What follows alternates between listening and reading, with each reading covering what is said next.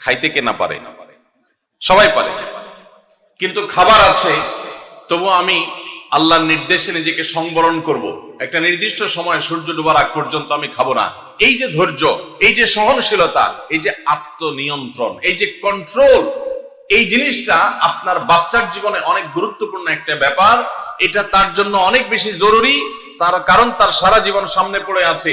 তার জীবনে যা চাইবে সে সবকিছু পাবে না। বহু কিছু তার চাওয়ার সাথে পাওয়ার মিল থাকবে না।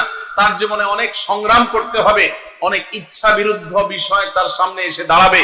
তখন সে সংযমী হতে পারবে, আত্মনিয়ন্ত্রণ করতে পারবে, ধৈর্য ধারণ করা শিখতে পারবে।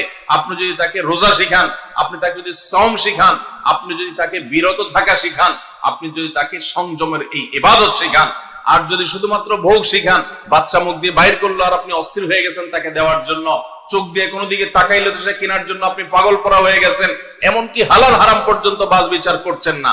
বাচ্চা যা চাচ্ছে তা দিচ্ছেন, যা চাচ্ছে না তাও দিচ্ছেন। এই যে ভোগবাদের ভিতরে নিজেও হাবুডুবু খাচ্ছেন, বাচ্চাকেও হাবুডুবু খাওয়াচ্ছেন। এর মাধ্যমে আপনার বাচ্চা কখনো যোগ্য মানুষ হবে না। আপনার বাচ্চা আর যা হোক, বিশ্বজয়ী সাহাবায়ে কেরামের সেই অনুসরণকারী বাচ্চা হতে পারবে না। তাদেরকে যদি আপনি সংগ্রাম শেখাতে চান, ভোর রাতে ঘুম থেকে জাগতে শেখান, ভোর রাতে উঠতে শিখান, আরামের ঘুম ছাড়া শিখান, আরামের কম্বল ত্যাগ করা শিখান। খাবার সামনে আছে, পানীয় সামনে আছে, ক্ষুধাও আছে, তৃষ্ণাও আছে, তারপরও সে খাবে না, এই সংযম শিখান।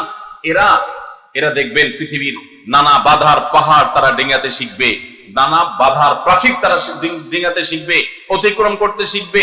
গোটা ইসলামটা আমাদেরকে কন্ট্রোল শিখায়। ভোগবাদী পৃথিবী আমাদেরকে শুধুমাত্র ভোগের উন্মাদনায় মাতাল হতে শিখায়, ইসলাম কন্ট্রোল করতে শিখায়। ভোগের উন্মাদনায় যখন মাতাল হয়ে যায় মানুষ, তখন তার দ্বারা পৃথিবীতে বড় কোনো কাজ করা সম্ভবপর হয় না। আজ গোটা পৃথিবীতে আমরা মুসলমানরা যেসব কারণে পিছিয়ে আছি, তোর মধ্যে থেকে একটা হলো এটা যে আমরা ভোগবাদের হাবুডুবু খাচ্ছি। আমরা ইসলামের যে নিয়ন্ত্রণ, আত্মনিয়ন্ত্রণ করার চর্চা এবং এর ট্রেনিং, এর প্রশিক্ষণ পাওয়ার কথা, সেটা আমরা নিচ্ছি না। রমাদান উপলক্ষে আমাদের বড় ভুল হলো যে আমরা নিজেরাও সিয়াম কি বলে, রোজা বলে, দেখো তুমি রোজা রেখে তুমি পান করছো না, তোমার তৃষ্ণা আছে, রুমে কেউ নাই, ফ্রিজে ঠান্ডা পানি আছে, চাইলেই খাইতে পারো, কিন্তু তুমি খাচ্ছ না। তোমার ঘরে কেউ নেই, পেটে ক্ষুধা আছে, আবার হাতের কাছে খাবারও আছে, তারপর তুমি খাচ্ছ না।